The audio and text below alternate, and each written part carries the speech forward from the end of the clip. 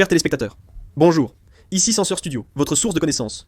Je vais vous transmettre les dernières nouvelles sur la guerre entre Israël et l'Iran. Je suis Mosé Imgehoum, en direct de la prison d'Evin à Téhéran, en Iran. C'est littéralement une scène de dévastation. En 1983, le nombre de détenus à la prison d'Evin était d'environ 15 000 personnes. Et actuellement, il est impossible de connaître le chiffre exact. Cet endroit est un centre de détention pour prisonniers politiques. L'armée israélienne a bombardé la prison pour permettre aux détenus de s'évader. Et il paraît qu'en réalité, des familles de prisonniers politiques, ainsi que des habitants locaux, ont aidé certains détenus à s'échapper. Nous sommes à Téhéran. L'armée israélienne a attaqué le quartier général du corps des gardiens de la révolution islamique d'Iran. À ce moment-là, il paraît qu'un grand nombre de cadres et de soldats du corps des gardiens de la révolution islamique d'Iran étaient rassemblés au quartier général. Comme l'armée israélienne a mené une frappe aérienne à ce moment-là, on estime actuellement qu'il y a eu de nombreux dégâts.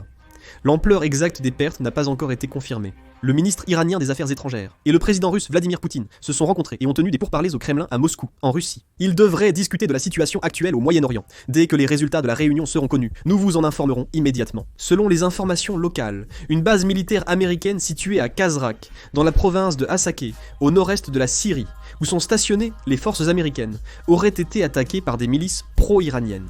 Suite à cette attaque, les forces américaines auraient renforcé leur état d'alerte. Il est rapporté que des tirs de mortier ont été lancés en direction de la base américaine, ce qui laisse présager une aggravation de la situation. Puisque la base américaine a été attaquée, les États-Unis se trouvent désormais dans l'obligation d'y répondre. Le porte-parole du Kremlin, Dmitri Peskov, a déclaré lundi que la Russie était prête à aider l'Iran de différentes manières, à la demande de Téhéran.